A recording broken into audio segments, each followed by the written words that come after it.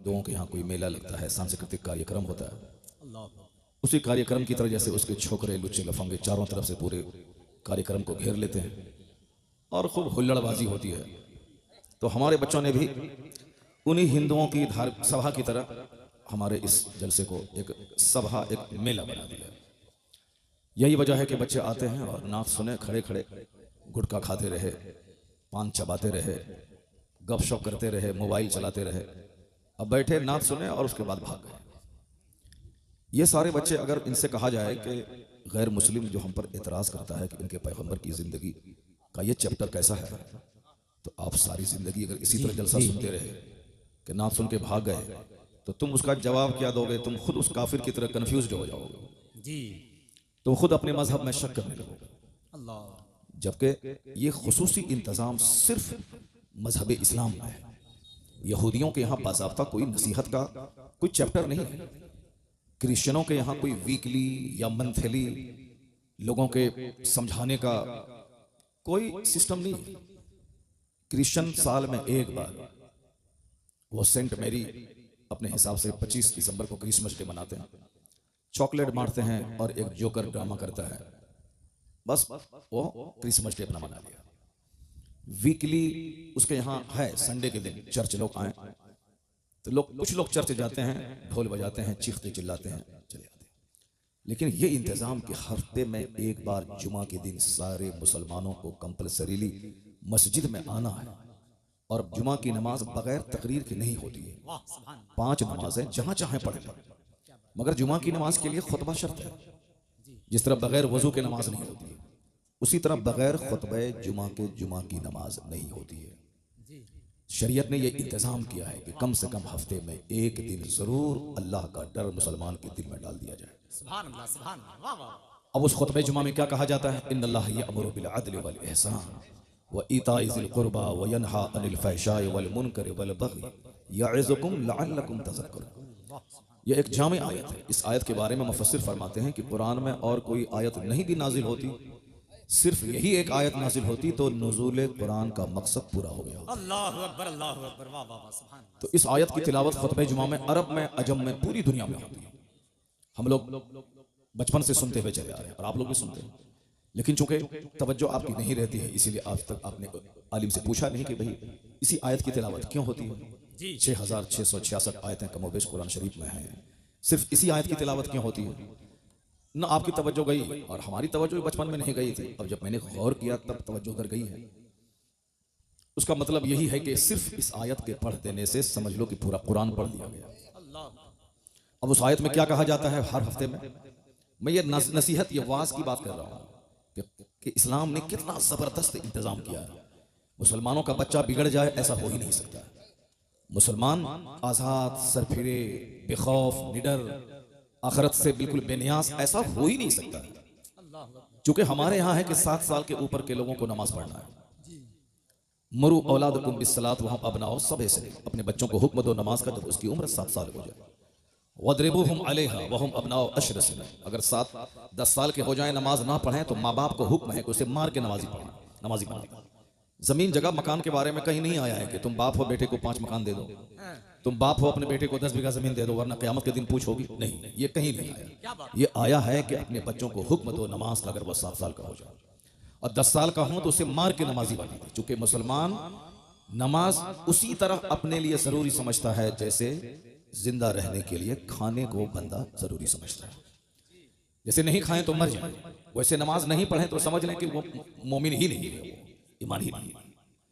चूंकि लोग समझते ही नहीं है, इसलिए से अब बगैर नमाज के भी मोमिन बने रह सकते हैं। एक धारणा बन गई है कि नमाज पढ़ना एक ऑप्शनल मैटर है, पढ़ें तो ठीक है, नहीं पढ़ें तो ठीक है। यही वजह है कि लोगों के दिमाग में इस तरह की बातें आ गई हैं कि नमाज पढ़े बगैर भी मुसलमान रहा जा सकता है और जन्नत जाया जा सकता है।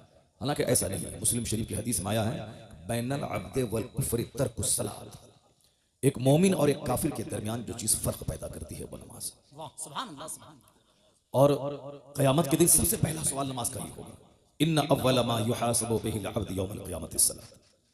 फर्स्ट क्वेश्चन क़यामत के दिन जो होगा वो अबाउट प्रेयर, नमाज के बारे में होगा। अगर बंदा जवाब दे दिया तो अफलहा व अंजा, ही बिकम सक्सेसफुल, वो कामयाब होगा। अगर जवाब नहीं दे पाया तो फ़कत खाबा व खसर व हिलाक, और तबाह बर्बाद हो गया। यह हदीस पाक में आया। अब हर जुमा के दिन जो वाज की हिकमत है, वो हिकमत यही है कि चूंकि बंदा फॉरगेटफुल इसका माइंड होता है, भूलने वाला, अभी कुछ सुना 10 मिनट के बाद भूल गया। इंसान है ही ऐसा, ये भूलना भी एक बहुत बड़ी नेमत है। अगर बंदा नहीं भूलेगा तो उसका सीना गम से फट जाएगा। अगर किसी का बाप मर गया 2-4 दिन के बाद, अगर वो बंदा बाप के गम को नहीं भूले तो मर जाएगा। किसी की बीवी मर गई, अगर उस पर सच्ची मोहब्बत उससे वो करता था, अगर उस गम को नहीं भूले तो वो बेचारा पागल हो जाएगा। एक प्रोफेसर साहब, एक ऑफिसर साहब थे, उसकी बीवी प्रोफेसर थी। मैं अक्सर कहता हूँ कि किस तरह से लोग भूलते हैं, और भूलना कितनी बड़ी नेमत है। जिस तरह भूलना एक डिमेरिट है, उसी तरह भूलना एक बहुत बड़ी मेरिट भी है। अगर बंदा नहीं भूले तो मर जाएगा वो। किताबों में आया है कि जब कोई अपने अजीज रिश्तेदार को बंदा दफना के कब्रिस्तान से आता है तो पहले तो रोता था, सीना पीटता था, सर के बाल नोचता था, कैसे जिएंगे माँ के बगैर, बाप के बगैर। लेकिन कब्रिस्तान से लौट के आने के बाद उसको सुकून मिल जाता है। फिर 1-2 दिन के बाद धीरे धीरे भूल जाता है कि कोई मेरा बाप था जो मर गया। क्यों ऐसा होता है? दफनाने के बाद जब बंदा लौटता है तो फरिश्ते कब्र से मिट्टी उठाकर उनके रिश्तेदारों के सरों पे फेंक देते हैं और कहते हैं कि इज़हबू, जाओ, इसको भूल जाओ और अपनी फिक्र में लग जाओ। ये जाने वाला चला गया, अब तुम अपने बारे में फिक्र करो और सोचो। तो जलसा का मतलब होता है नात सुनना और उसके बाद घर चला जाना। वो बंदा कैसे हदीस सीखेगा, कैसे कुरान सीखेगा? अभी जिस तरह भीड़ लगी थी चारों तरफ नात सुनने की, और पूरा मजमा उछल उछल के दाद दे रहा था और हाथ उठा उठा के पागल हो रहा था, जैसे लग रहा था कि ये इसराइल को यहां से उठेगा और इसराइल नाम का मुल्क दुनिया से मिटा देगा। नात सुनने वाला वो नात के मिसरे तो याद कर लेता है, लेकिन मुस्तफा की हदीस याद नहीं कर पाता। करोड़ों मुसलमानों के बच्चे हैं जिसको एक हदीस याद नहीं है मुस्तफा का। बस जज्बाती, सेंटिमेंटल, संवेदनशील बन गए। उसके बाद पता चला कि दुनिया की थोड़ी सी मोहब्बत उसके ईमान को लूट ले गई। जब तक स्ट्रॉन्ग ईमान नहीं होगा उस वक्त तक ईमान के बचाने की फिक्र नहीं होगी। नौकरी का शौक बंदे को तबाह कर देता है, लड़की का चेहरा बंदे के ईमान को लूट लेता है। लाखों मुसलमानों की बच्चियां हैं जो काफिरों के साथ भाग गई, जब उसे मालूम है कि सारी जिंदगी जवान नहीं रहना और हमेशा दुनिया में नहीं रहना। और अक्सर लड़कियां जो मोहब्बत के नाम पे गैरों के साथ भागी, 2-4 महीने या 2-4 साल के बाद उसे जिल्लत का मुंह देखना पड़ता है। या तो उसकी बॉडी के 50 टुकड़े करके उसका प्रेमी उसको फेंक देता है, या फिर उसका प्रेमी उसको निचोड़ करके भाग जाता है। अब यह न घर आ सकती है, क्या करेगी? या तो तवाइफ के कोटे पे इस्मत फरोशी करे या दरगाहों पे बैठ करके भीख मांगे, उसके अलावा कोई रास्ता नहीं रह जाता। लेकिन जो अपने माँ बाप की इज्जत करते हुए, अपने ईमान की कदर करते हुए अपने घर में रहती है और बाप बाप की मर्जी के मुताबिक शादी करती है, वो तो 90 साल के बुढ़ापे को भी पहुंच जाए तो अपने शौहर के नजदीक रानी बनी रहती है। और अगर बेटे वाली हो गई तो फिर तो बेटा उनका पांव चूमता है कि मेरी जन्नत मेरी माँ के पांव के नीचे। जो भाग गई काफिरों के साथ, जिनकी लाश के हजारों टुकड़े कर दिए गए, ये बताएं ना उसकी दुनिया रही ना आखिरत रही, दोनों जहान की रुसवाई उसके मुकद्दर में हो गई। चूंकि उस लड़की ने जाना नहीं, लड़की हो या लड़का, उसने जाना नहीं कि आखिरत क्या है, ये दुनिया का महत्व क्या है। ये दुनिया एक पानी का बुलबुला है, जैसे उठा खत्म हो गया, एक चिंगारी है जो भड़की बुझ गई। ये दुनिया के 100 साल एक सेकंड है, इसे खत्म हो गए। काफिर चाहे गुड़ खाए कि गोबर खाए कि शराब पिए कि पानी पिए, उसका तो कोई संविधान ही नहीं है उसके पास, ना कोई जीवन पद्धति है, ना कोई नियमावली है, ना कोई सिलेबस ऑफ लाइफ है उसका। उसके नजदीक सब बराबर है, शराब बराबर है, गाय का पेशाब बराबर है, वो जो चाहे पिए। ये तो हम मुसलमानों को समझना है कि क्या राइट है क्या रॉन्ग है, क्या गुड है क्या बैड है, क्या जायज है क्या ना जायज है, क्या करना है क्या नहीं करना है। तो हम मुसलमानों को समझना है, और हमको समझाने के लिए अल्लाह ने अपने महबूब को दुनिया में भेजा है, और हमको समझाने के लिए अल्लाह ने अपने महबूब पर कुरान नाजिल फरमाया कि अल्लाह के महबूब अपना वक्त ज़ाहिरी मुतय्यन पूरा करने के बाद अब वो अपनी कब्र अनवर में आराम करेंगे और सारी उम्मत पे नजर रखेंगे, और इनकी हिदायत के लिए मुस्तफ़ा की हदीस है और अल्लाह का कलाम कुरान करीम है। इन दोनों की रोशनी में मुसलमान जिंदगी गुजारते रहे। तो अब वो कुरान वो हदीस हमारे लिए एक जीवन पद्धति है कि हम कैसे जिए कुरान में देखें, हम कैसे जिंदगी के दिन गुजारें मुस्तफ़ा की हदीस में देखें। दूसरों के पास इस तरह की कोई नियमावली नहीं है। जो मन में आए सो करना है। मन में आया शराब पी लिया, मन में आया गाय का पेशाब पी लिया, मन में आया गोबर का इस्तेमाल कर लिया, और मन में आया सांप को काट के खा लिया। जो मन में आया, जब चाहे वो रात के 4 बजे सो जाए, दिन के 11 बजे उठ जाए, कोई टोकने वाला नहीं। ये तो हर जुमा के दिन मेरा खतीब मेंबर से कहता है कि इन्नल्लाह यअमुरु बिल अदल, अल्लाह तुम्हें हुक्म देता है अदल करने का, अल्लाह तुम्हें हुक्म देता है एहसान करने का, अल्लाह तुम्हें हुक्म देता है अपने रिश्तेदारों को देने का, रिश्तेदारों से लेने का नहीं, निचोड़ने का नहीं, अपने रिश्तेदारों से बाइक नहीं लेने का, कार नहीं लेने का, पैसा नहीं लेने का, बल्कि अल्लाह तुझे दे तो अपनी तरफ से जिस तरह अपनी माँ बाप को देना है उसी तरह अपनी सास को भी देने का, ससुर को भी देने का। अपनी बीवी के बाप को कंगाल बना के उस बीवी के सामने कैसे मुंह दिखाओगे जिस बीवी के बाप की जमीन बेचवा के तुमने गाड़ी खरीद ली, जिस बीवी के बाप को भीख मंगवा के तुमने स्कॉर्पियो ले लिया, कैसे उस बीवी को मुंह दिखाओगे? कैसे उसके सामने बोलोगे कि मैं तुम्हारा शौहर नामदार हूं? वो बीवी तो बोलेगी तेरे हाथ में जो वॉच है वो तो मेरे बाप ने दिया, जो तुमने 3 पीस का पैंट शर्ट पहना वो मेरे बाप ने दिया, जो तुम्हारे घर में पाँव पोछने वाला है वो तो मेरे बाप ने दिया, जो तुम्हारे घर का दरवाजे का विंडोज का डोर्स का पर्दा है वो भी मेरे बाप ने दिया, ये गाड़ी जिस गाड़ी पे चलते वो भी मेरे बाप ने दिया है, तेरा है क्या? और तू जो बोलेगा कि मैं शौहर नामदार हूं, शौहर नामदार वो नहीं होता है कि जो अपनी बीवी के बाप को कंगाल बना के ऐश करता है। शौहर नामदार वो होता है जो अपनी कमाई से घर बनाता है, अपनी कमाई से फर्नीचर बनाता है, अपनी कमाई से वॉच से लेके शूज से लेके स्पेक्टेकल से लेके 4 व्हीलर और 2 व्हीलर तक खरीदता है, अपनी कमाई से फ्रिज, एसी, वॉशिंग मशीन सब लेता है, और एक नेक संजीदा लड़की से निकाह करके उसके बाप से कहता है कुछ नहीं, सिर्फ बेटी देना हमको, चूंकि हमें निकाह करना है आपकी बेटी से। नेक लड़की को अपने घर में लाएगा और कहेगा तुम देखो ये मेरा घर है, रानी बन के तुम रहो, ये फ्रिज मेरा है, ठंडा पानी तुम पियो, ये साहब मेरे घर हैं, मैं तो बाहर मारे मारे फिरूंगा 2 रुपए कमाने के लिए, और तुम इसमें क्वीन बन के रहो मेरे घर में।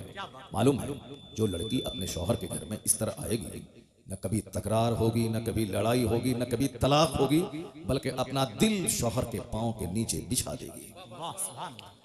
ये जीने का एक तरीका है, रिश्तेदार को देने का, लूटने का नहीं, वरना सारी जिंदगी कंगाल रहेगा बंदा। काफिर तो फिनारे जहन्नम, हमेशा के लिए जहन्नम में जलेगा, उसका तो कोई मतलब ही नहीं। क्योंकि हमको जन्नत जाना है, क्योंकि हमको ये दुनिया का 100 साल तो 1 सेकंड है, खत्म हो जाएगा, हमारे लिए आखिरत है। यही हदीस का सबसे बड़ा उन्वान है, यही कुरान पाक का सबसे बड़ा टॉपिक है कि हमारे लिए आखिरत है। तो अक्लमंद है वो जो आखिरत की बात सोचे। ए लड़का, ए कहां भाग रहा है, बैठो, क्या बंदर की तरह करता है यार, छुछंदर की तरह करता है, नात पढ़ता रहा, सुनता रहा, और अभी हदीस पढ़ रहा हूं, भाग रहा। अगर इसको हिंदुस्तान का हिंदू इसको काटेगा तो कसूर किसका है? अगर हमारे घरों को ये काफिर उजाड़े तो कैसे तड़पेगा और कैसे अल्लाह की रहमतों को आवाज देगा? जो मस्जिदों को उजाड़ेगा उसकी जिंदगी में सुख कभी नहीं होगा, जो मदरसे को उजाड़ेगा अल्लाह ताला उसके घर को उजाड़ देगा, जो दीनी मजलिसों को उजाड़ेगा अल्लाह उसकी जिंदगी से सुख चैन को उजाड़ देगा। कभी गौर करते हो कि सारे लोग बंदर की तरह मारे मारे फिर रहे हैं, अरबों में खेलने वाला भी छुछंदर की तरह मारे मारे फिर रहा है, चेहरा काला है, खुदकुशी है, सुसाइड है, जहर खुरानी है, दिन रात का टेंशन है, 1 दर्जन बीमारी में घिर के तड़प तड़प के मर जाना है। सुकून चैन किसके पास है? मकान, दुकान, गाड़ी, छकड़ा, उसी के पीछे सब पागल है। डॉक्टर, इंजीनियर, मकान बनाए, गाड़ी खरीदें, मजा मौज मस्ती करें। हर घर दुखी है। सीने को फाड़ के देखोगे तो 1000 जख्म मिलेगा। इसलिए कि जिस रास्ते में चल के तुम चैन ढूंढ रहे हो उस रास्ते में अल्लाह ने चैन नहीं रखा है। जिस रास्ते पे चल के तुम सुकून तलाश कर रहे हो अल्लाह ने वहां सुकून नहीं रखा है।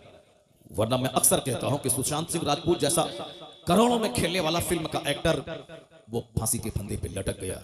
अगर फिल्म में नाचने से सुकून मिलता तो फिर वो फांसी के फंदे पे नहीं लटकता। 30 साल की खूबसूरत लड़की एक्ट्रेस फिल्म में नाचने वाली, जिसके पीछे हजारों लड़के दीवाना रहते थे और करोड़ों लोग फिल्म में देख देख के उस पर जान निछावर करने को तैयार रहते थे, वो लड़की की सड़ी हुई लाश घर से निकली। अगर हुस्न में ही खूबसूरती है और 1000 लड़कों के बीच में झूमने में मस्ती है तो उस लड़की को जहर करके नहीं करना चाहिए। तुम्हें मालूम है कि Charlie Chaplin British film star, जिसका एक मशहूर मकूला है कि I like to walk in the rain nobody can see my tears, मैं बारिश में टहलना चाहता हूं ताकि जी भर के रोऊं और कोई मेरे आंसू को देख नहीं पाए। करोड़ों को हंसाने वाला, करोड़ों जिसके फैंस हैं, वो ब्रिटिश फिल्म स्टार है, मगर हिंदुस्तान में करोड़ों लोग हैं जो उनके फैन हैं, उनके साहब दिलदादा है। लेकिन वो आदमी इतना गमगीन है, करोड़ों को हंसाने वाला। उसका मखूला अभी चार्ली चैपलिन बोले, वो इंटरनेट पे उसका ये लफ्ज सामने आ जाएगा, ये जुमला, I like to walk in the rain nobody can see my tears. मैं बारिश में टहलना चाहता हूं ताकि रोऊं, जी भर के रोऊं, कोई मेरे आंसू को देख नहीं पाए। डॉक्टर के पास गया था, वो कहा था मेरे दर्द की दवा दे दो। कहा क्या है? कहा अंदर से मैं दुखी और टूटा हुआ रहता हूं, चैन नहीं है। कहा चार्ली चैपलिन का शो देखा करो, थोड़ी सी चार्मिंग पैदा हो जाएगी, गम हल्का हो जाएगा। तो वो शख्स बोला चार्ली चैपलिन तो मैं ही हूं। डॉक्टर चेहरा देखने लगा, उसका तकता रह गया। कहा मैं, डॉक्टर चूंकि खुद उसका शो देखा करता था और हंसा करता था, गम को हल्का किया करता था। अब वो चौंक गया, जिसको हजारों लोग सुन के देख के गम की दवा करते हैं, वो शख्स अंदर से इतना दुखी है कि अपने दर्द की दवा तलाश करने डॉक्टर के पास आया और कहता है कि मैं जी भर के रोना चाहता हूं, और तुम मोटरसाइकिल खरीद के, मोबाइल चला के और गली कुचे में घूम करके एक तो छोटा सा घर बना के सोचते हो कि हमको सुकून मिल जाएगा। नहीं मिलेगा सुकून। न चार्ली के घर में सुकून है, न लता मंगेशकर के घर में सुकून है। अरबों में खेलने वाली, उसका भी एक जुमला द टाइम्स ऑफ इंडिया में छपा था, जो हिंदुस्तान का सबसे बड़ा अखबार है, द टाइम्स ऑफ इंडिया, अंग्रेजी का। क्योंकि तुमको हुल्लड़बाजी करने, गुटखा खाने से फुर्सत कहां है, तुम अंग्रेजी का अखबार पढ़ेगा? तुम तो उर्दू भी ठीक से नहीं जानते, बस भीड़ लगाया, नाच सुने, भाग गए। अब चाहे इस्लाम कुछ भी कहे, कुरान में जो आए, हदीस में जो आए, जहन्नम ही में चलेंगे, देखा जाएगा, मगर नाचेंगे कूदेंगे।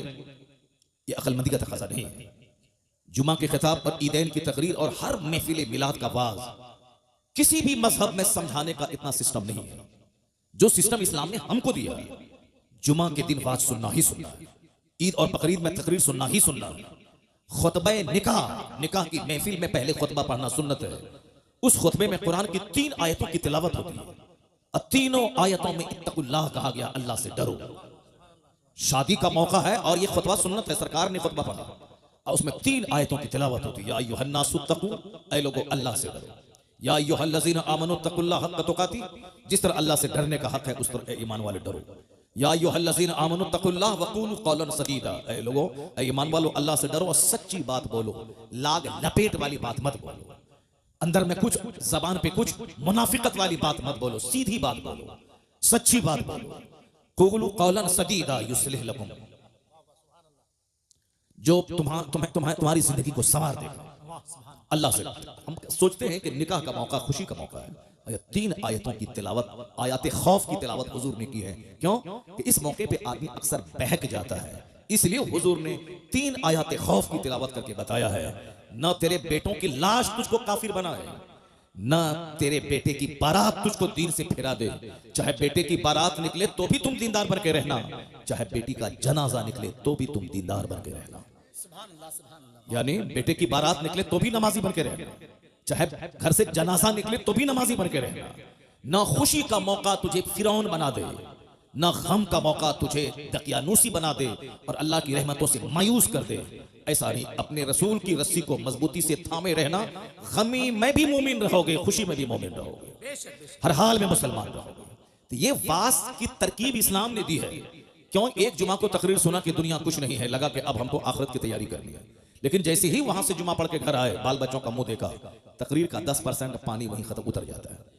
फिर साहब Saturday, Sunday, Monday, Tuesday, Wednesday, Thursday, यानी शनिचर, इतवार, सोमवार, मंगल, बुध को धीरे धीरे 10%, 20%, 40%, 50%, काफिरों का, जोकरों का, शरीरों का, शराबियों का, बेनमाजियों का मुंह देखा।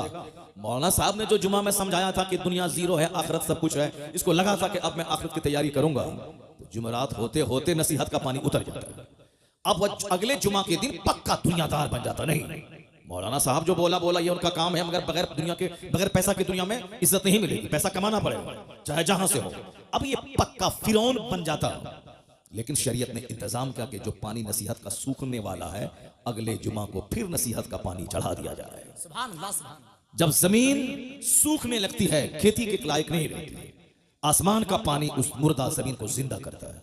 उसी तरह दिल जब मर जाता है गंदों बुरे लोगों की सोहबत में बैठ बैठ कर, तो इस्लाम ने इसीलिए हर जुमा के दिन तकरीर, खुतबे जुमा को लाजिम करार दिया है, ताकि जैसे ही दिल मरने वाला हो, अगले जुमा को नसीहत का पानी फिर उस पर डाल दिया जाए, ताकि वो दिल मरने से बच जाए। ये इतना जबरदस्त इंतजाम इस्लाम ने किया। तो क्या कोई शख्स जो हर जुमा के दिन फाज सुनता है अल्लाह के डर और आखिरत की बात, एक खुतबे में आया है ज़ातुकुम कलीलुन कलील, तुम्हारा सफर का जो खर्च है बिल्कुल थोड़ा, तेरे पास नेकियां थोड़ी है, तेरे पास तू जिस रास्ते का मुसाफिर है वह सबीलुकुम तवीलुन तवील, तेरा रास्ता बड़ा लंबा है। मरने के बाद कब्र में कितने हजार साल तक रहना है कोई नहीं जानता। कयामत कल कायम हो जाएगी ये अलग बात है, लेकिन जो लोग आज से 10,000 साल पहले मर गए, कयामत तो आज तक आई नहीं, वो 10,000 साल से अपनी कब्र में है, आलम बरज़ख में है, कयामत नहीं कायम हुई। इसलिए यह है कि कयामत कल कायम होगी, लेकिन कल का मतलब ये नहीं कि कल टुमारो, कल का मतलब है कल चाहे 1 करोड़ साल के बाद आए वो कल ही कहलाता है। तो कयामत 5,000 साल के बाद आएगी, तो कब्र की मंजिल हजारों साल। मैदान महशर जब कायम होगा, जब कयामत आएगी, दुनिया का विनाश होगा, वहां का जो एक दिन होगा 50,000 साल का। कोई दरख्त और किसी दीवार का साया नहीं होगा, कोई दरख्त नहीं होगा, तमाम जमीन परपट मैदान हो जाएगा और वहां हिसाब किताब होगा। लोग अपने अमाल के हिसाब से नाक तक, गर्दन तक, सर तक पसीने में डूबे रहे। सवाने से पे आफ्ताब जमीन तांबे की कोई किसी का पुरसाने हाल नहीं।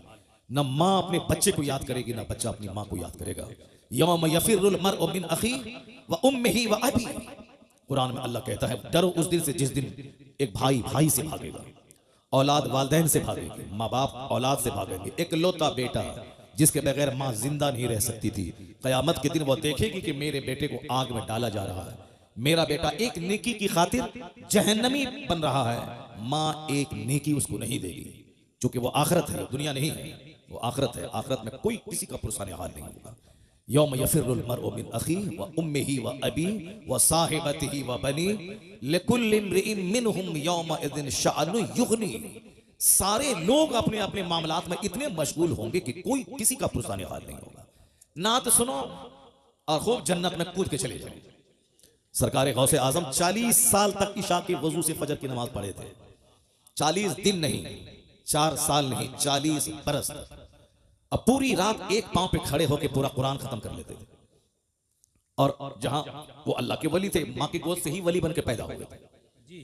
उनके बारे में आया है कि जब वो मकतब जाते थे तो फरिश्ते उनके आगे आगे चलते थे, कहते थे बच्चों रास्ता खाली कर दो, अब्दुल कादिर इस रास्ते से आने वाले हैं। बचपन से वली थे, उनको 40 साल तक इशा के वजू से फजर पढ़ने की क्या जरूरत थी? उनको 100 असातिज़ा के दरवाजे पे जाके इल्म हासिल करने की जरूरत क्या थी? उनको 91 साल तक खौफे खुदा में जीने की जरूरत क्या थी? दरख्त के पत्तों को खाकर 25 साल तक सहरा और जंगलों में रहे, क्या जरूरत थी? बस खेल तमाशा है, जन्नत मिल जाएगी। दुनिया में लड़की के पीछे पागल रहे, जन्नत मिल जाएगी। सारी जिंदगी फजर छोड़ते रहे, जन्नत मिल जाएगी। जलसा जुलूस को वीरान कर दें, उजाड़ दें, जन्नत मिल जाएगी।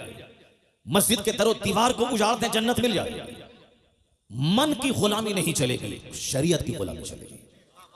अल्लाह ने अपने महबूब को भेजा है, महबूब की पैरवी मैं दोनों जहान की भलाई। लोग ख्वाहिशात के गुलाम हो गए, जैसे काफिर ख्वाहिशात के गुलाम है, जिसको चाहा जब तक चाहा पूजा और जब चाहा उठा के फेंक दिया, और जिसके सामने चाहा सर झुका दिया। कभी दरख्त के सामने, कभी पेड़ के सामने, कभी चुचंदर के सामने, कभी बंदर के सामने, कभी नदी के सामने, कभी नाला के सामने, कभी गाय के सामने, कभी बैल के सामने, कभी सूरज के सामने, कभी उगते सूरज, कभी डूबते सूरज, न जाने कहां जिसके सामने जहां देखा सर झुका दिया। कोई चूंकि उसका हिसाब लेना देना नहीं है, कोई उसके पास कोई गाइडेंस नहीं है, इसलिए जिसको जहां देखा, जिसमें ताकत देखी, उसी को खुदा कह दिया। अल्लाह रब्बुल इज्जत ने मुसलमानों पे एहसान किया कि मेरी पेशानी बंदर के सामने जलील नहीं हो रही, हमारी पेशानी किसी दरख्त के सामने जलील नहीं हो रही, हमारी पेशानी किसी चुचंदर के सामने जलील नहीं हो रही, हम किसी सांप, किसी हाथी, किसी गाय को खुदा नहीं कह रहे हैं। एक खुदा को माना, बेशुमार जगहों पे पेशानी जलील होने से बच सकेगा। यह इस्लाम लाने का सबसे बड़ा बेनिफिट यही है कि कहो ला इलाहा इल्लल्लाह, there is no any god but Allah. अल्लाह मेरा माबूद है। अब जन्नत तो वहां मिलेगी, इस दुनिया में दर दर की ठोकर खाने से पेशानी बच गई।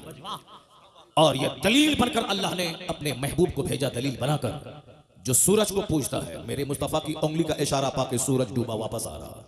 सूरज को तुमने ताकत देख करके खुदा कहा था ना, तो वो ताकतवर सूरज तो ताकतवर मुस्तफा के इशारे पे गुलामी कर रहा है। तुमने चांद को खुदा कहा था ना, ये चांद मुस्तफा का इशारा पाके 2 टुकड़ों में बढ़ जाता है। तुमने पत्थर को खुदा कहा था, ये पत्थर मुस्तफा के पाए अक़दस को पाके अपने सीने पे नक्श उभार लेता है। पत्थर मुस्तफा पे सलाम पढ़ता है। तुमने सांप को खुदा कहा था, यह सांप मुस्तफा के गुलामों की गुलामी कर रहा है। तुमने समंदर दरिया को खुदा कहा था, वो दरिया मुस्तफा के गुलामों के लिए धूल में तब्दील हो जाता है। तो जिस दरख्त को तुमने खुदा कहा था, यह दरख्त मुस्तफा को सजदा कर रहा है। इसलिए ए सारी दुनिया के लोगों, अगर तू तलाश करता है कि मेरा खुदा कौन है, आ जाओ मेरे महबूब के पास। जिन जिन चीजों की तू परस्तिश करता है, जिसको खुदा कहता है, वो सारी चीजें मुस्तफा के इशारे पे गर्दिश कर रही है। अब जब दुनिया मुस्तफा के पास पहुंचेगी, अब वहां उसको ज्यादा देर नहीं लगेगी खुदा की मार्फत हासिल करने में, क्योंकि जो सबसे ज्यादा ताकतवर है, जिनको दरख्त सजदा करे, जिनका कलमा पत्थर पढ़े, जिनके इशारे पे सूरज और चांद गर्दिश करें, ये अपनी पेशानी जमीन पर टेके हुआ है और कहता है सुभान रब्बियल आला। मतलब इतना ताकतवर मुस्तफा, जिसको खुदा कह दे वही खुदा है, जिसको सजदा करे वही मस्जूद है। तो अब दुनिया को समझने में देर नहीं लगी कि मोहम्मद अरबी खुदा का पता बताने आया है। इसलिए अल्लाह ने कहा कद जाकुम बुरहानुम मिन रब्बिकुम, तुम्हारे रब की तरफ से दलील बन के मुस्तफा आ गए। मुस्तफा को देखो, खुदा समझ में आएगा। इन्हें देख ले, दुनिया की सच्चाई समझ में आ जाएगी, आखिरत की सच्चाई समझ में आ जाएगी। बहुत अच्छा। मुस्तफा दोनों जहान की वास्तविकता को बताने आए हैं। अब जाहिर सी बात है, जो हुजूर को पढ़ेगा वो जानेगा, जो सरकार दो जहां की बायोग्राफी का मुताला करेगा वो जानेगा, और जो तमाशा देखेगा जाएगा तो सारी जिंदगी कलमा भी ठीक से नहीं पढ़ पाएगा। अत्तहियात तो सारे लोग पढ़ते हैं, लेकिन अत्तहियात करोड़ों में कोई पढ़ता है। सुभान रब्बियल आला तो मर्द औरतें करोड़ों की तादाद में लोग पढ़ते हैं, लेकिन सुभान रब्बियल आला लाखों में कोई पढ़ता है। क्या बात है। सजदा, अभी भी मैंने मस्जिद में आज देखा एक आदमी को सजदा करते हुए, बस ऐसे ही जैसे चोंच मार रहा है। जब सजदा में सारे पार्ट्स का सजदे की हालत में ठहरना जरूरी है, फिर वो बैठ जाए तो सारे पार्ट्स अपनी जगह पे सेट हो जाए, फिर उसके बाद दूसरा सजदा करे। लेकिन वो ऐसे घूमता ऐसे करता, चोंच मारता है। वो अपने मन में तो मैं नमाज पढ़ रहा हूँ, जाहिर सी बात है, और नात सुन के भाग जाएगा। वो कैसे जाने कि हदीस में क्या आया, वो कैसे जाने कि कुरान में क्या आया। जो नात पढ़ता है वो हदीस नहीं पढ़ता है, वो भी तो सारी जिंदगी नात ही पढ़ेगा, वो भी नहीं जान पाएगा कि इस्लाम क्या है, सुन्नियत क्या है। इसलिए मैं अक्सर कहता हूं कि नात पढ़ना जरूरी नहीं है, नमाज पढ़ना जरूरी है, दीन सीखना जरूरी है। जो जरूरी है उसको करते नहीं है। 2 टका कमाने के लिए साहब लोगों को बेवकूफ बना रहे हैं।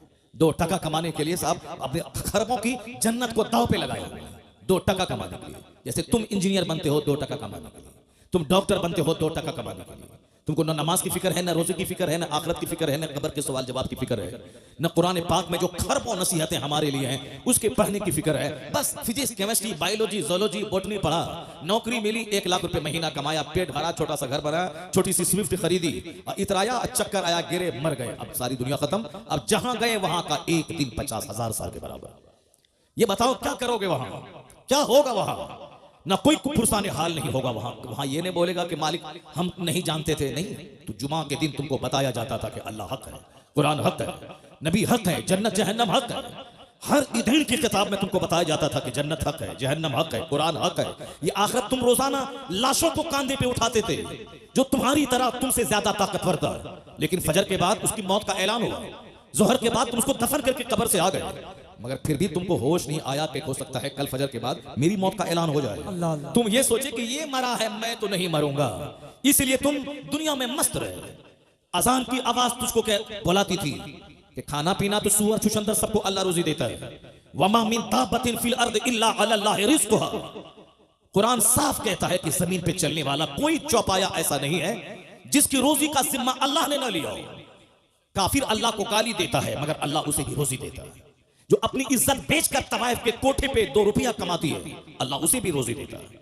सूअर, बंदर, छुछंदर, सांप, उसको अल्लाह रोजी देता है। जो अल्लाह को गाली देता कहता है कि कोई अल्लाह नहीं है, वह नास्तिक माअज़ अल्लाह, अल्लाह उसे भी रोजी देता है। सारी कायनात का खालिक अल्लाह है, इस सबको इसका इकरार है। चाहे भले ही अपनी जबान में जो कह दे, वह बोले कि साहब उस खुदा को जो अपनी जबान में, इब्रानी में, सुरियानी में, अंग्रेजी में, हिंदी में जो कहे, वह बोलता है कि गॉड इज वन, अल्लाह एक है जो सारी दुनिया को पैदा किया है। भले ही बहुत सारे लोग हैं जो किसी राजा के बेटा को खुदा कहता है, जो खुद माँ के पेट से पैदा हुआ है, जो एक राजा का बेटा है, ये खुदा कैसे हो सकता है? जो अपनी माँ के पेट में रहा, पैदा हुआ, उसकी माँ थी, उसका बाप था। जो दुनिया का खुदा है उसका कोई न माँ है न उसका बाप है, वल्लम यलिद वलम यूलद, और ये इस राजा का बेटा को खुदा कहता है। तो अब उनको कहा जाए तो वो कहता है कि हाँ ये उस खुदा का ये अवतार बन करके आ गए।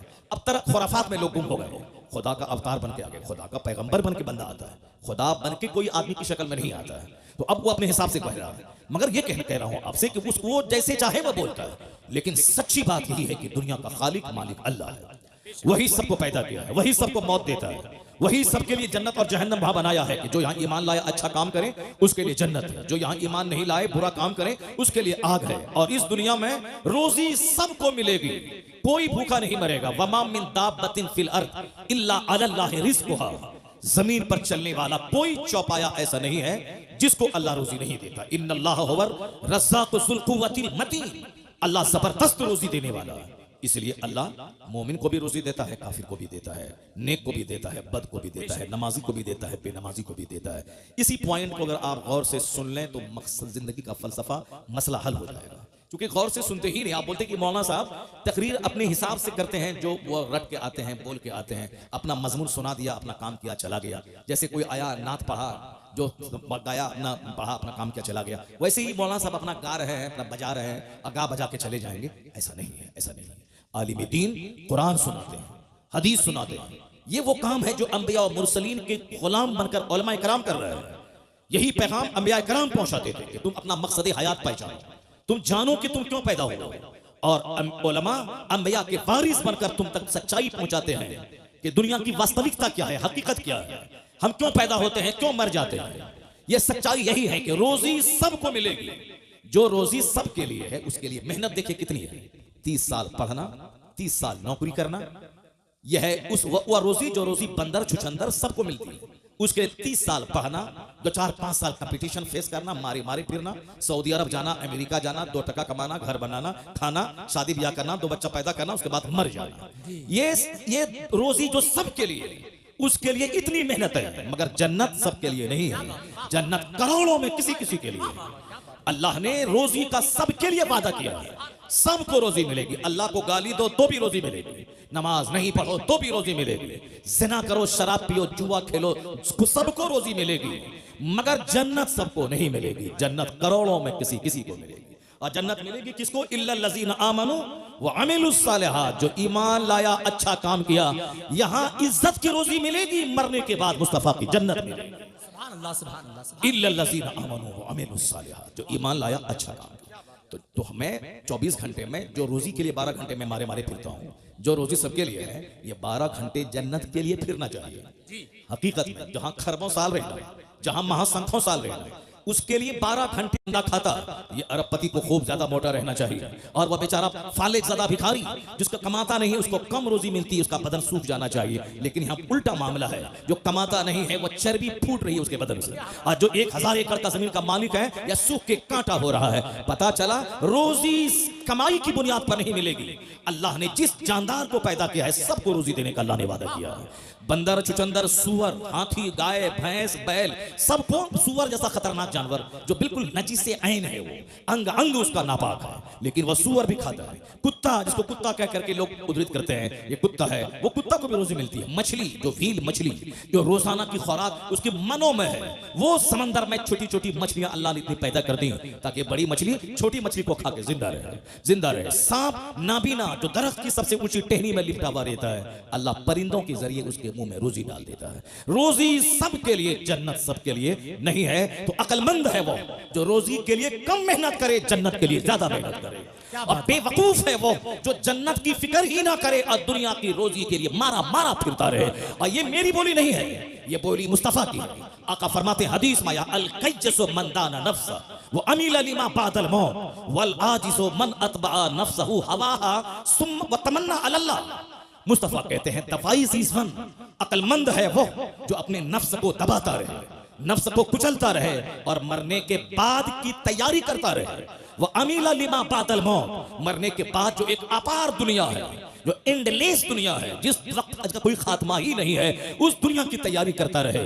इस दुनिया में ऐसे रहे जैसे कोई मुसाफिर रहता है, दुनिया में ऐसे रहे जैसे कोई एक मुसाफिर रहता है, अजनबी रहता है। Live in this world as if you are a stranger और ए ट्रेवलर। कुन फिद दुनिया कान्नका गरीबुन और आबिरु सबील। दुनिया में ऐसे रहो जैसे एक मुसाफिर रहता है। और हुजूर फरमाते हैं वल आजिज़ु मन अतबा नफ्सहु हवाहा व तमन्ना अल्लाह। हमारे और आपके जैसे 90% आदमी जैसे जीते हैं, उसी के बारे में हुजूर ने इस हदीस में कहा। सरकार क्या फरमाते हैं? वल आजिज़ु, बेवकूफ है वो, अहमक है वो। कौन? मन अतबा नफ्सहु हवाहा, जो ख्वाहिशात नफ्स की पैरवी करे, जो अपने नफ्स की ख्वाहिशात, ये खाओ ठीक है, ये चाउमीन खाओ, बर्गर खाओ, ताड़ी पियो, शराब पियो, बराबर मोबाइल चलाओ, ये खाओ वो खाओ, या जो खाओ सब खाओ, नमाज साहब शराब पियो, सूद खाओ, जुआ खेलो, मस्ती करो, अपनी खूबसूरत बीवी को छोड़कर किसी साहब दलित की किसी काली कलोटी साहब डाइन औरत के पीछे पागल हो जाओ, अपनी खूबसूरत बीवी को छोड़ करके ज़िना के लिए साहब मुसहरों और गरीबों के मोहल्ले में जाके उनकी बहू बेटी को सूंघते रहो। बड़े बड़े अरबपति खूबसूरत बीवी को छोड़ के मजदूरी करने वाली, खेत में जो नापाक रहने वाली, काली कलोटी गंदा रहने वाली उस औरतों के पीछे पागल रहता है और घर में अपनी खूबसूरत हूर जैसी बीवी से लड़ाई करता है, उसको गाली देता है, मारता है, उसको बाप के घर भेज देता है, और हमेशा नापाक रहने वाली फोंडी और साहब जिद्दी और काली कलोटी भूतनी चोड़ेल के पीछे पागल रहता है। बेशुमार लोगों की कहानियां समाज के अंदर मौजूद हैं। क्या क्या कहा? ये नफ्स की पैरवी करे, वह तमन्ना अल्लाह, और उम्मीद लगा के बैठे कि अल्लाह जन्नत दे देगा, वह तमन्ना अल्लाह, और उम्मीद लगा के बैठे कि अल्लाह जन्नत दे देगा। ये हदीस पाक अगर दिल से पढ़ोगे तो सीना फट जाएगा, अगर दिल से पढ़ोगे तो सीना फट जाएगा। लड़का एक तमाचा मारेंगे, चेहरा ला जाएगा, बदतमीज कहेगा। बाप तो नात सुन के भाग गया, तुम क्यों बैठा हुआ है? भागो घर से। जिसको तकरीर सुनना था तो वह भाग गया नात सुनने के बाद। नात सुनने के लिए आया था, कव्वाली सुनने के लिए आया था, भाग गया। अब हदीस कौन सुनेगा? ये बंदर जो हंस रहा, बताइए, ये सामने हंस रहा, ये हंसने वाला बच्चा बैठा हुआ। अब बाप इसका नात सुन के भाग गया। अब सुबह उठेगा, कल कोदाल पसनी लेगा और कमाने के लिए दिन भर चला जाएगा, दिन भर मारे मारे फिरेगा, और 2 रुपया कमाएगा, बोलेगा हमसे बड़ा कोई नहीं। एक छोटा सा घर बना लेगा, बोलेगा हमसे बड़ा कोई नहीं। एक छोटी सी स्वीट खरीद लेगा, बोलेगा हमसे बड़ा कोई नहीं। लता मंगेशकर के पास करोड़ों की कार थी, खरबों का बंगला उसका बंबई में मौजूद है, लेकिन वह बोली थी मन नहीं लगता है दिन दुनिया में। I like to leave this world, मैं इस दुनिया को छोड़ना चाहती हूँ। द टाइम्स ऑफ इंडिया अखबार में उसकी इंटरव्यू छपा था उसका, और उसमें वो बोलती कितना गाने सुनूं, कितने अपने घर के सरो सामान को देखूं, सजाऊं, उलट पुलट करूं, ये फूल का गमला उधर, उसका गमला इधर, दिन भर क्या करूं, पैसों की कोई तो है नहीं, करोड़ों के जेवर, कभी अमेरिका, कभी यूरोप, कभी नॉर्वे, कभी फ्रांस, कभी जर्मनी, कभी कनाडा, कभी थाईलैंड की राजधानी बैंकॉक, कभी मलेशिया, कभी इंडोनेशिया, कहाँ नहीं घूमी है वो औरत। बुलबुले हिंद कहलाती थी, लेकिन वो बोली कि जिंदगी में अब मजा नहीं है, मैं मरना चाहती हूँ। चार्ली चैपलिन, जिंदगी में मजा नहीं है, अब मैं रोना चाहता हूँ। और तुम स्विफ्ट, गुटखा और सिगरेट और छोटा सा बगैर प्लास्टर के घर लेकर के तुम मजा लेना चाहते हो, कैसे मजा मिलेगा? वहां खरबों में खेलने वाला तो मरना चाहता है, वहां खरबों में खेलने वाली मरना चाहती है। तो अब तुम्हारा अकीदा रोशन हो रहा है, तुम्हारे कुरान का पैगाम सर चढ़ के बोल रहा है। क्या बोल रहा है कि दुनिया ने तो सोचा था फैक्ट्री डालूंगा मजा मिल जाएगा, बंबई में घर खोद बनाऊंगा मजा मिल जाएगा, लंदन घूमूंगा मजा मिल जाएगा।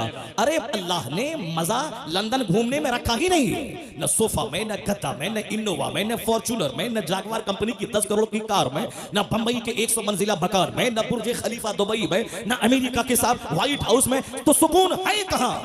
इंजीनियर जहर खा के मर रहा है, वो डॉक्टर कलकत्ता का देखा, अब वो जेल में सड़ेगा, फांसी की सजा उसको होगी। अरबों में खेलने वाला, मगर वही ख्वाहिशात की गुलामी ने तबाह किया। पता ये चला कि सुकून न डॉक्टर बनने में है, न इंजीनियर बनने में है, न अमेरिका घूमने में है, न मकान बनाने में है, न 50 कपड़ा डेली चेंज करने में है। तो सुकून है कहां?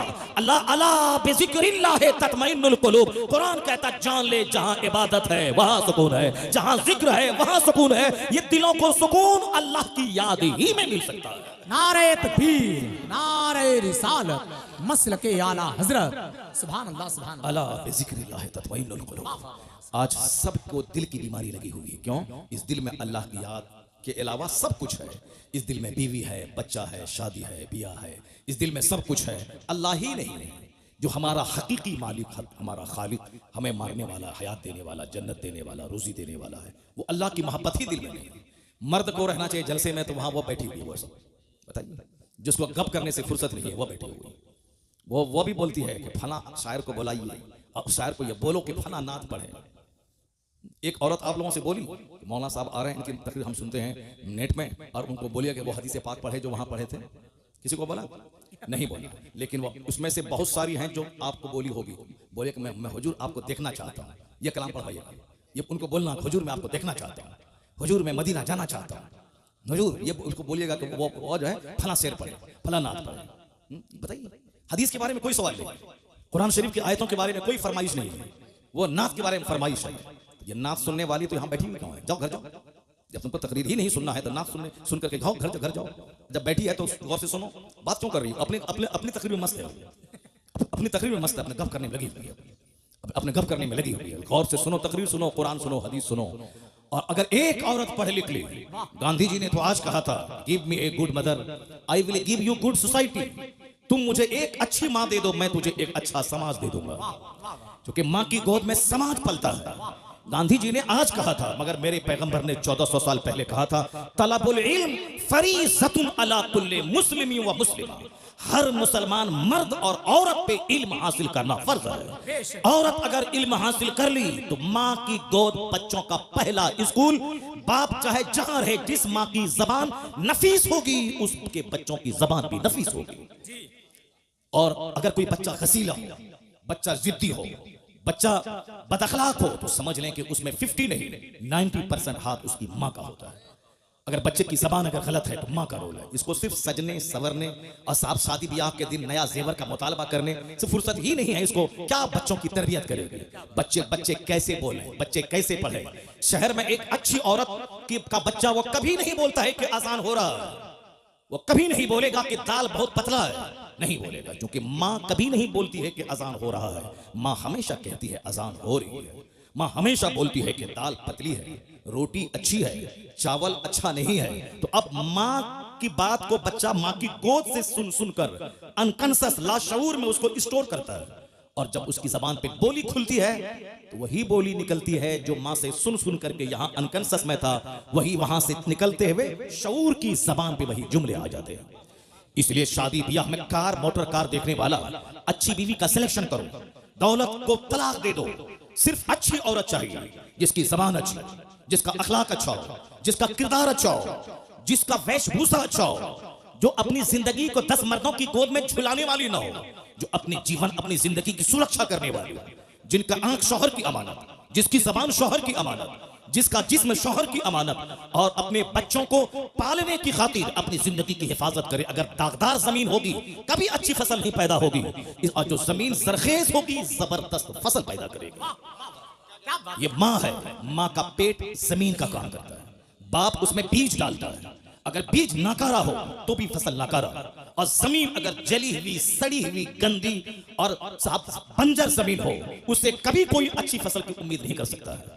क्योंकि दुनिया का सारा काम एक सिस्टम से होता है। गौर से सुनना, भले ही बात छिड़ गई है, मैं इसको मुकम्मल कर देता हूँ, उसके बाद फिर मैं अपनी तमहीद पे लौट के आता हूँ। उसके बाद अगर मौका मिलता है तो तकरीर करता हूँ, अगर मौका नहीं मिलेगा तो फिर दूसरी बार आएंगे तब तकरीर करेंगे। लेकिन पहले इस टॉपिक को सुन लो, जो बात छिड़ गई है। मेरी माँ बहन भी गौर से सुन ले, गौर से सुने मेरी बात, और इसको हवाई बात समझ करके ना बल्कि दिल में जगह दे, उसको अपनी जिंदगी में उतारने की कोशिश करें। और समझ लें कि तकरीर नाचने का नाम नहीं है, तकरीर हाथ नचाने का नाम नहीं है, तकरीर कुर्सी तोड़ने का नाम नहीं है। तकरीर है कुरान हदीस का मीठा पैगाम दिल में उतार देने का, जो आदमी की सोच बदल दे, जो आदमी की आंखों को इस काबिल बना दे कि आंख किसी लड़की की मोहब्बत में ना रोए, खालिक कायनात की मोहब्बत में रोने वाली बन जाए। ये आंख दुनिया की मोहब्बत में ना रोए, मुस्तफा की मोहब्बत में रोने वाली बन जाए। ये जबान गाने के लिए ना हो, बल्कि जबान अल्लाह रसूल के जिक्र के लिए वक्फ हो जाए। तकरीर वो है जो हमारे दिल की दुनिया बदल दे, जो हमारी सोच बदल दे, जो हमारे जीने हमारी जिंदगी में यू टर्न ले आए। जा रहा था पूरब की तरफ, सोचता था काबा पहुंच जाऊंगा, लेकिन पूरब जाने वाला कहीं काबा पहुंचता है। तू बकाबा न रसी ए एराबी की रह के मी रबी बतुर्किस्तान अस ए एराबी, तू काबा तक नहीं पहुंच पाएगा, क्योंकि जो रास्ता तुमने चुना है ये रास्ता काबा का नहीं, ये रास्ता तुर्किस्तान का है। हम लोग जिस हाल में जी रहे हैं, ये रास्ता खुदा की रहमतों को अपनी तरफ मुतवज्जह करने का रास्ता नहीं है, ये रास्ता है अल्लाह के अजाब को दावत देने का, ये रास्ता है मुस्तफा की नाराजगी के मोल लेने का, ये रास्ता है औलिया और सालिहीन की रूहों की रूठ जाने का, ये रास्ता है अपने घर को तबाह बर्बाद करने का, ये रास्ता है आने वाली नस्लों को मिलिया मेट करने का रास्ता है। रास्ता वही है मुस्तफा बरसा खेशरा के दीन हमाउस कर बबू न रसीदी तमाम बुलह। इस डॉक्टर इकबाल ने कहा था, अपने आप को नबी के कदमों में डाल दे, वही सारा दीन है, जो वहां तक नहीं पहुंच पाया उसमें और अबू लहब में कोई फर्क नहीं है। मुस्तफा बरसा खेशरा, अपने आप को नबी के कदमों में डाल दे, नबी तक पहुंचा दे, और अपनी जिंदगी का मकसद मुस्तफा की गुलामी बना ले। जब तू मुस्तफा का सच्चा गुलाम बनेगा, जन्नत वहां मिलेगी, दुनिया का अल्लाह तुझे इमाम और बादशाह बना देगा। कि मोहम्मद से वफा तूने तो हम तेरे हैं, ये जहां चीज है क्या अल्लाह कलम तेरे। जिसको तकरीर सुननी थी वो चला गया, और जिसको हंसना है वो बैठा हुआ है, और ये बैठी हुई है गप करने के लिए बैठी हुई है। चुपचाप खामोशी जबान पे खामोशी का ताला लगा ले और मेरी बात गौर से सुन ले। और तुम अच्छी बनेगी तेरे शौहर भी नेक बन जाएगा, और तुम अच्छी बनी तेरा बच्चा तो वली और कुतुब पैदा हो जाएगा। तुम घबराती है कि मेरा बेटा मुझको मारता है, मेरा बेटा मुझको मारता है। तेरा बेटा तुझे मारेगा नहीं, तेरा बेटा तेरे पाँव को धो के पिएगा। अगर तुम अच्छी माँ बन गई तो तेरा बेटा तेरे पाँव को चूमेगा, बोलेगा यहाँ चूमने से जन्नत की खुशबू आती है। अगर तुम बच्चों को बता दे कि मुस्तफ़ा क्या है, मुस्तफ़ा की तालीमात क्या है। और ऐसा नहीं होता कि पीर साहब आए हैं तेल से फुकवा दो, जरा पानी फुकवा दो पीर साहब से, हमारा बेटा अच्छा हो जाएगा। पानी से फूकने से बेटा अच्छा होता है, तेल फूकने से बेटा अच्छा होता है। ऐसा पीर साहब आ गए और साहब एक तावीज़ दे दिया तो बेटा अच्छा हो जाएगा। जो भरम में जी रहा है उस भरम को हटा दे। पीर का मतलब होता है खुदा का रास्ता दिखाने वाला, पीर का मतलब है मुस्तफ़ा से जोड़ने वाला, पीर का मतलब है जो इस कदर नमाज पढ़े कि उनका मुरीद उसको देख के नमाजी बन जाए। पीर का मतलब है वो इस तरह अल्लाह से डरे रोए कि उनके सजदे को देखकर मुरीदों के सीने का जंग साफ हो जाए।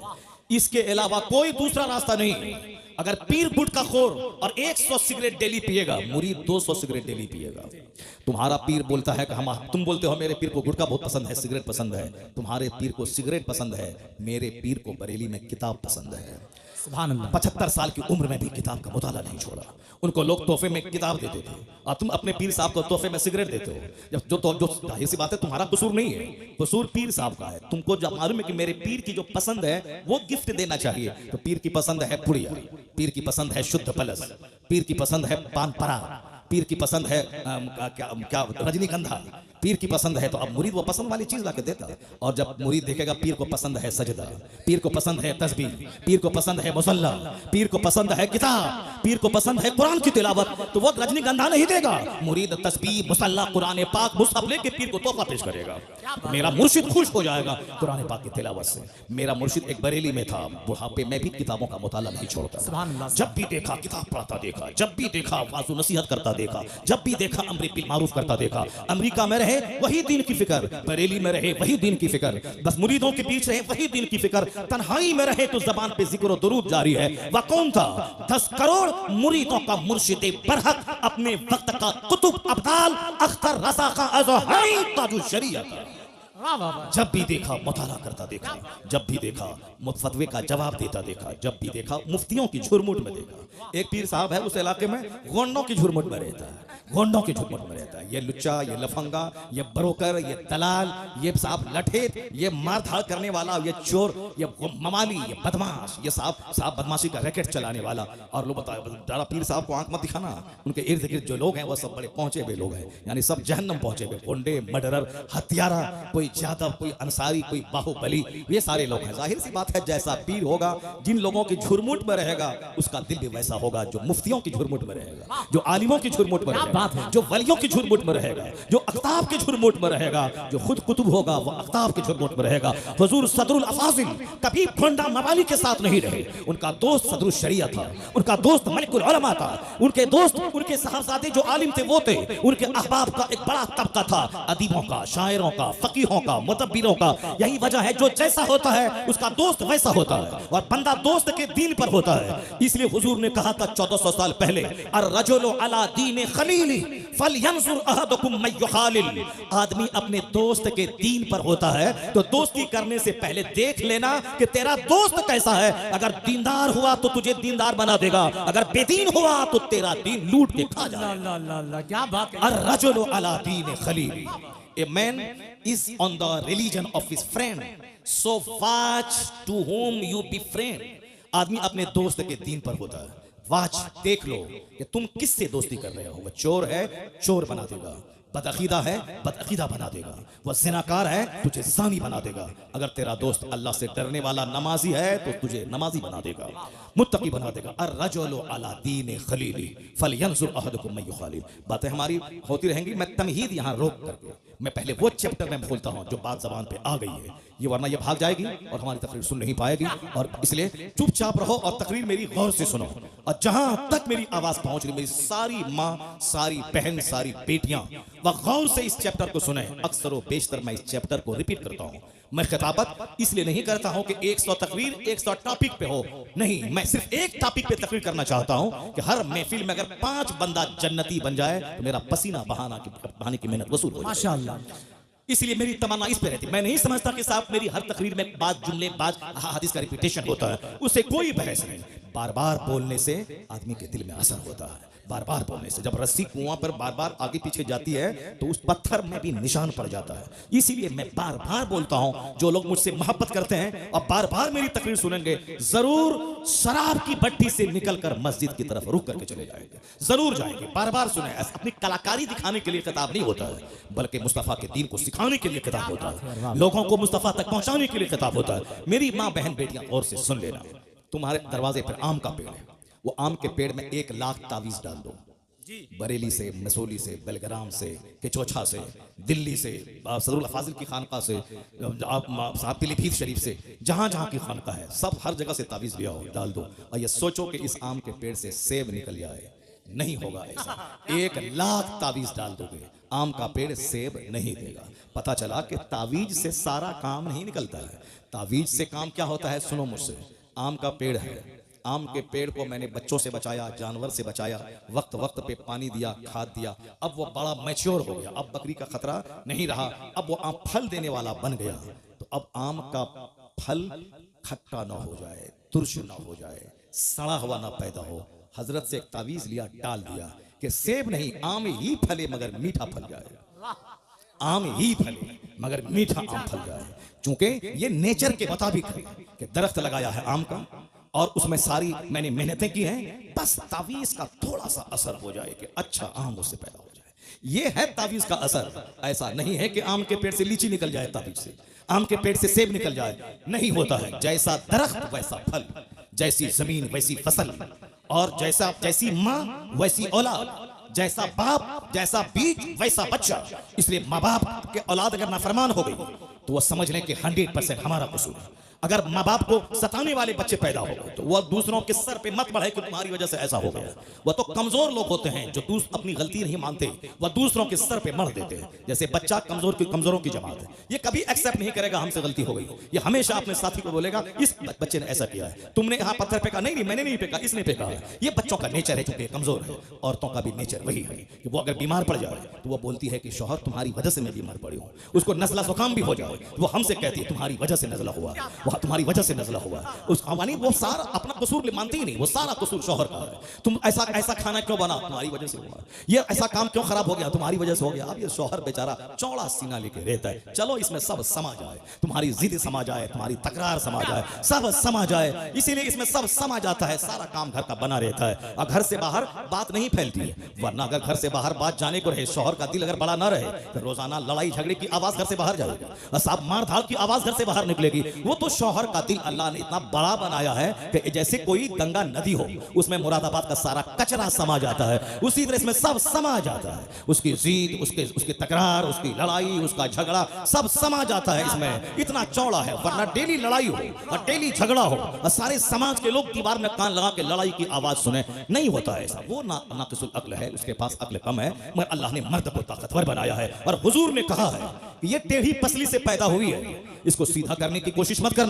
सीधा करना चाहोगे तो टूट जाएगी और टूटना तलाक है, समाज बर्बाद हो जाएगा। उसी हालत में रहने दे, बड़े काम की चीज है, बस उसी हालत में रहने दे, फायदा हासिल कर। ये तेरे घर की निगरानी करती है, तेरे बच्चों की परवरिश करती है, तुम्हारी राहत का सामान पहुंचाती है, तुमको गुनाहों से बचाती है। तू रहे 5 साल प्रदेश में, तेरे घर की सुरक्षा करती है। बहुत काम की चीज है, काम की चीज है। इसीलिए उसी हालत में रहने दे, फायदा हासिल कर। वरना सीधा करना चाहेगा तो टूट जाएगी, टूटना तलाक है, सारा घर बिगड़ जाएगा। ये मुस्तफा का कानून है कि आज घर आबाद है, सोसाइटी आबाद है, समाज आबाद है। इसलिए कि हुजूर ने जो कहा है उस पर अमल करने की वजह से लड़ाइयां कम हो रही हैं, सब्र की वजह से घर आबाद हो रहा है। जी जी, आकाए तोहार इस्लाम का फरमान है।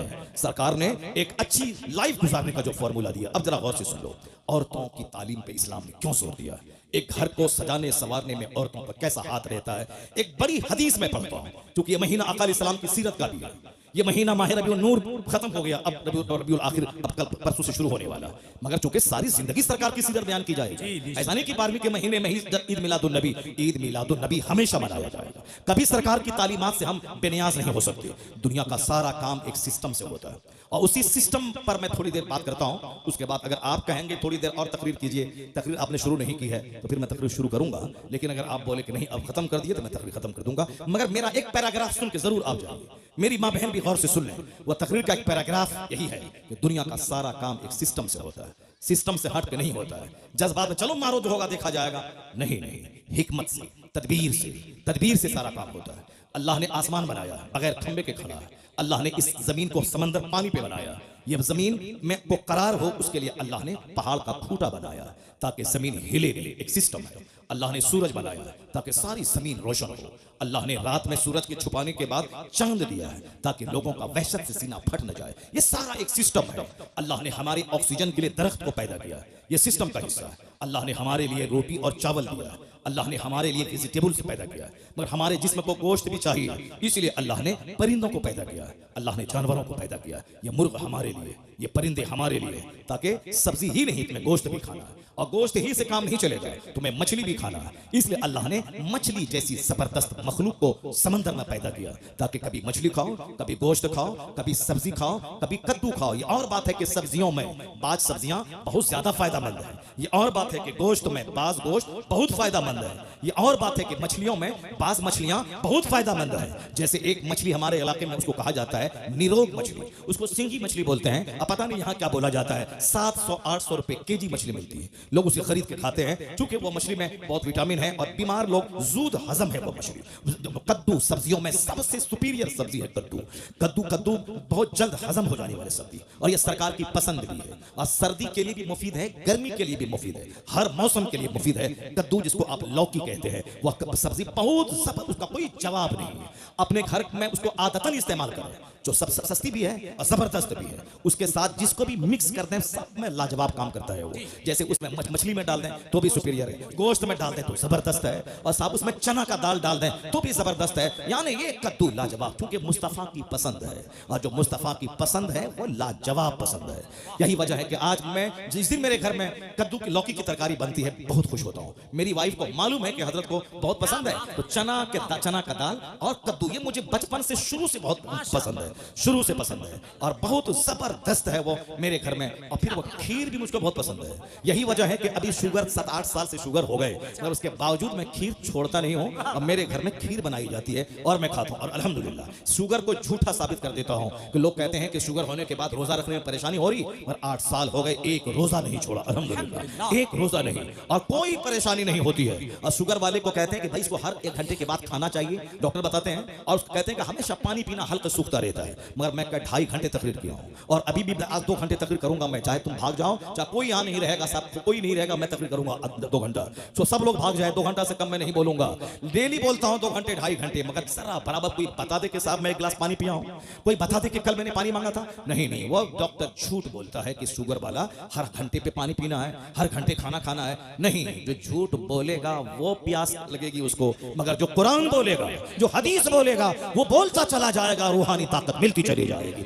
मैंने देखा ये आदित्य जोगी ना, ये भाषण देता है पानी पीते हैं, और साहब वो प्रधानमंत्री मोदी जी 15 अगस्त 26 जनवरी को भाषण देते हैं, वो पानी पीते हैं। राहुल गांधी भी पानी पीता है, हमारा बिहार का तेजस्वी यादव भी पानी पीता है, आपके उत्तर प्रदेश का अखिलेश यादव वो भी पानी पीता है, मायावती को तो हमने पानी पीते हुए देखा है। जहां आज से 25 साल पहले एक मस्जिद में मैं रहता था, मैं बोला मायावती आई है, मैं गया चलो देखें क्या भाषण देती है। काशीराम जिंदा थे, वो थे, मायावती आई थी। अब आहिस्ते आहिस्ते बस देख के पढ़ना है, उसके बाद देखना है, ऐसे ऐसे देखना पढ़ना है और पानी पीना है। तुमने कभी हमको देखा देख करके तकरीर करते हुए? 5 घंटे 3 घंटे 4 घंटे 2 घंटे न देख के बोलना है, बिन देखे बोलना है। बिन देखे बोलने में दिमाग चलता है, इसके बाद क्या बोलें, इसके बाद क्या बोलें, इसके बाद क्या बोलें, दिमाग चलता है। दिमाग चलने में आदमी थक जाता है, लेकिन देखने में एनर्जी लॉस नहीं होती है। न देखा जाता है, बिन देख के बोला जाता है, उसके बावजूद 1 गिलास पानी पीने की नौबत नहीं आती है। बात वही है, जो दुनिया बोलेगा उसे प्यास लगेगी, और जो उकबा बोलेगा, जो कुरान बोलेगा, जो हदीस बोलेगा, रूहानी ताकत मिलती चली जाएगी। अगर यकीन नहीं आए तो तुम भी तिलावत करके देखो, तुम भी नमाज पढ़ के देखो, तुम भी दिन की बातें बोल के देखो। 2 घंटे तक तिलावत करते रहोगे, नहीं लगेगी प्यास, क्योंकि तवज्जो उस तरफ रहेगी, तो तुम्हारी प्यास की तरफ से तवज्जो हटती चली जाएगी। मैं पहले सुनता था, मगर 8 साल से मुझको तजर्बा हो रहा है। मैं जब शुगर का अटैक हुआ, मैं बड़ा घबराया कि अब 2 घंटे तकरीर कैसे होगी, 3 घंटे तकरीर कैसे होगी, 4 घंटे तकरीर कैसे होगी, खड़े खड़े 2.5-3 घंटे में बोलता हूँ, कैसे तकरीर होगी। लेकिन जब मैं बोलने लगा पता चला नहीं, वह दुनियादार बोली होगी तब थकेगा, वरना कुरान हदीस बोलते चले जाओ, शुगर पानी हो जाता है, रूहानी ताकत मिलती चली जाती है। सजदे से ताकत मिलती है, तिलावत से ताकत मिलती है। डॉक्टर लेविल पाविल ने कभी कहा था, the Quran word to word is the resource of energy. कुरान हर्फ बहर्फ ताकत हासिल करने का जरिया है, जो रीडर और लिसनर, पढ़ने वाले सुनने वाले, दोनों को वह खजाना मुंतकिल करता रहता है। आप गौर से अपना आधा घंटा का टाइम देंगे मुझको? भाई साहब देखिए, हमको तो प्यास लगनी चाहिए, हमको पेशाब लगना चाहिए, मगर यार तुम लोग जवान आदमी हो, अरबी पेशाब तुम बोले, ला हौल वला कुव्वता इल्ला बिल्लाह। इस गुटखा बीड़ी सिगरेट सब छोड़ दो, अल्हम्दुलिल्लाह पेशाब भी कम लगेगा, लीवर भी मजबूत रहेगा, और उसके बाद मसाना भी मजबूत रहेगा, और 70 साल की उम्र तक जवान रहोगे अल्हम्दुलिल्लाह। जवान 70 साल की उम्र तक जवान रहोगे। इसलिए फालतू चीजें छोड़ दो, जितनी भी अननेसेसरी चीजें हैं सारी चीजें छोड़ दो, और कंपलसरी चीज है उसको लो। इबादत से ताकत हासिल करो, तिलावत से ताकत हासिल करो। अब आधा घंटे का आपके पास से मैं टाइम दे रहा हूँ, उसके बाद फिर मैं अपनी मर्जी से तकरीर करूंगा। आधा घंटा आपका टाइम चाहिए, इजाजत है आप लोगों की तरफ से? इजाजत है? जरा हाथ उठा के बोलें ला इलाहा इल्लल्लाह, और जोर से बोलें सुभान अल्लाह। अस्सलातु वस्सलामु अलैका या रसूल अल्लाह, अस्सलातु वस्सलामु अलैका या हबीब अल्लाह।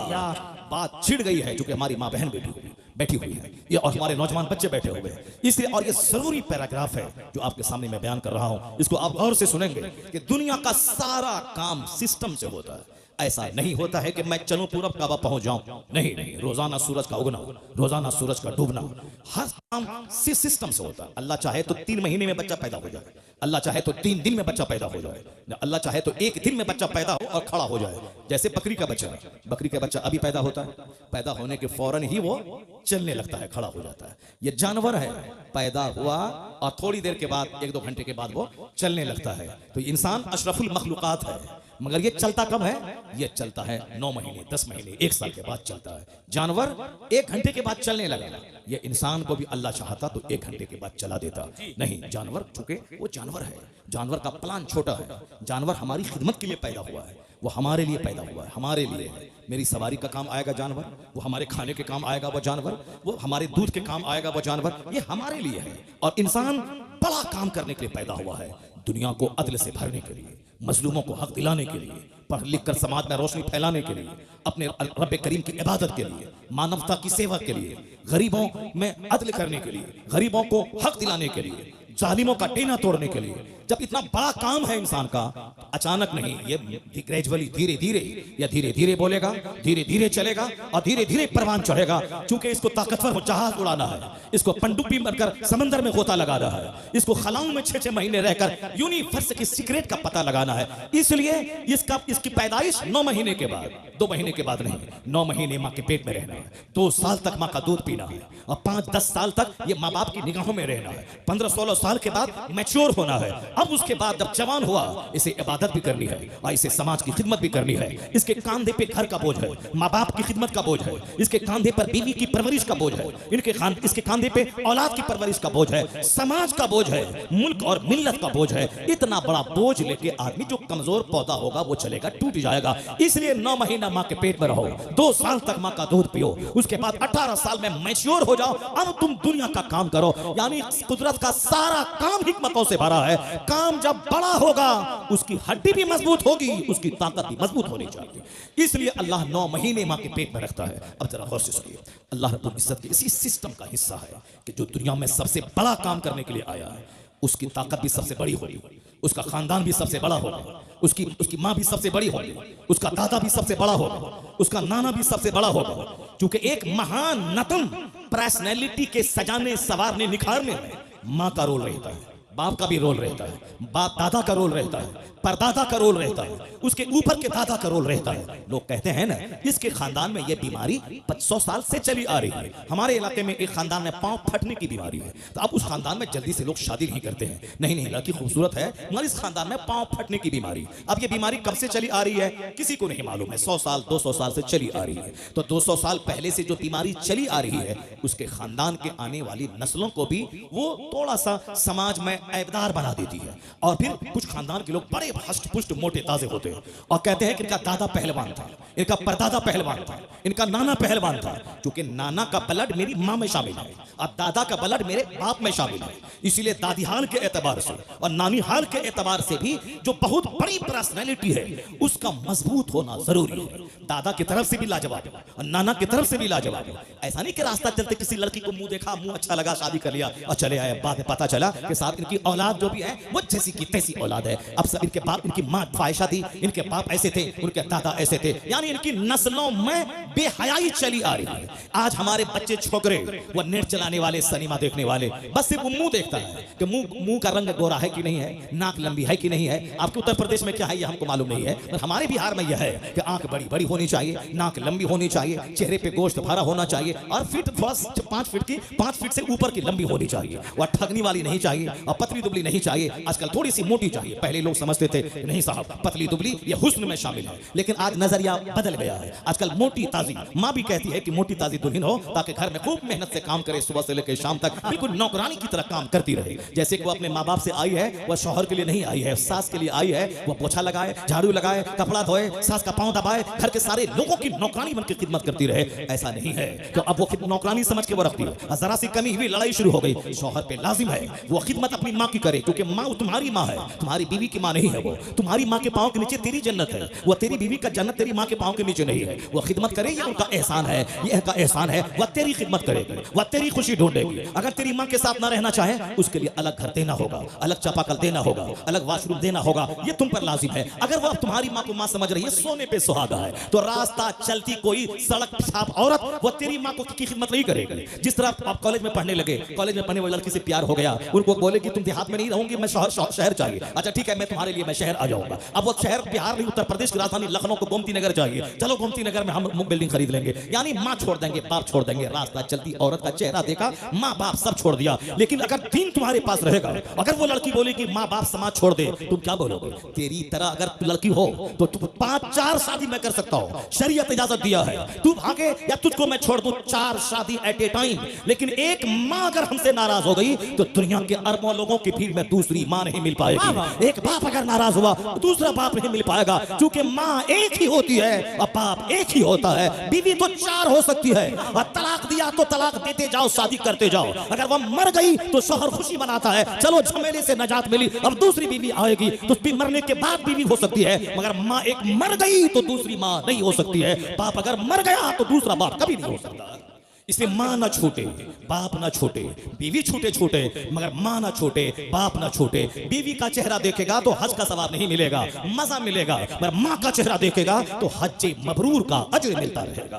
बाप का चेहरा देखेगा तो हज मबरूर का अजर मिलेगा। इसलिए सुबह सवेरे माँ के पास जाके 100 बार उसका चेहरा दे, 100 हज का सवाब मिल जाएगा। और ऐसा भी नहीं है कि माँ का चेहरा देखिए, हज कमा के आइए और बीवी को लाठी से मारते रहिए। नहीं, सरकार रहमत है माँ के लिए भी, सरकार रहमत है बीवी के लिए भी। हुजूर ने जहां कहा बीवी का चेहरा देखो तो हज का सवाब मिलेगा, वहीं हुजूर ने यह भी कहा बीवी के मुंह में लुकमा डालो तो हर लुकमे के बदले में सवाब मिलेगा। सुभान अल्लाह, क्या बात। अब यहाँ आधा कपारी लोग होते हैं, आधा दिमाग होता है। माँ की तरफ गया तो बाप बीवी को मारना शुरू कर दिया, और कोई बीवी की मोहब्बत में लूटा तो माँ को छोड़ दिया। तो इस्लाम ये नहीं कहता कि वन साइडेड हो जाओ, इस्लाम ये कहता है बीवी को बीवी की तरह सम्मान दो, माँ को माँ की तरह सम्मान दो। तेरे घर में रहमतों के फूल खिलते रहे, आसमान से रहमतों की बारिश होती रहेगी। तुम मर्द हो, बीवी कुछ बोले माँ के खिलाफ सह लेना, माँ बोले बीवी के खिलाफ सह लेना, घर तुम्हारा ऐसे चलता रहेगा। अगर माँ की बात में बीवी से टकराए तब तो फिर तुम्हारा सुकून खत्म हो जाएगा, और बीवी की बात में अगर माँ से टकराए तब तो तेरी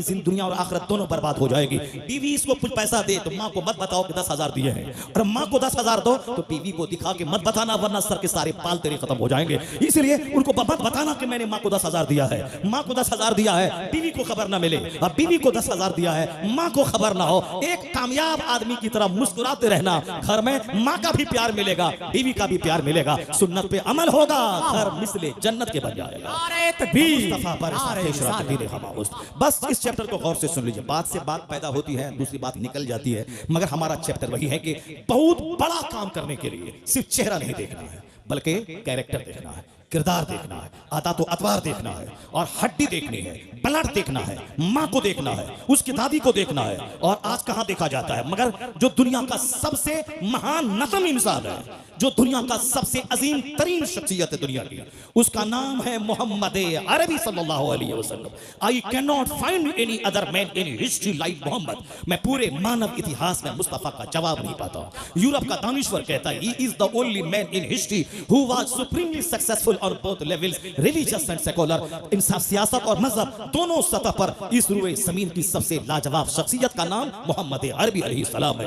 ये हिंदुस्तान का एक गैर मुस्लिम डॉक्टर रामकृष्ण राव कहता है, the personality of Muhammad it is most difficult to get into the whole truth of it. यानी मुस्तफा की शख्सियत की तह में उतरना बहुत मुश्किल है। गांधी जी ने कहा था, मैं जब तक मुस्तफा को पढ़ा नहीं था मुझको लग रहा था कि तलवार के बल पे इस्लाम फैला है, लेकिन जब मैंने मुस्तफा को पढ़ा, कुरान का हिंदी अनुवाद पढ़ा, अब मैं कह सकता हूं कि इस्लाम जो तूफान बन के दुनिया में छा गया अरब से निकलकर, ये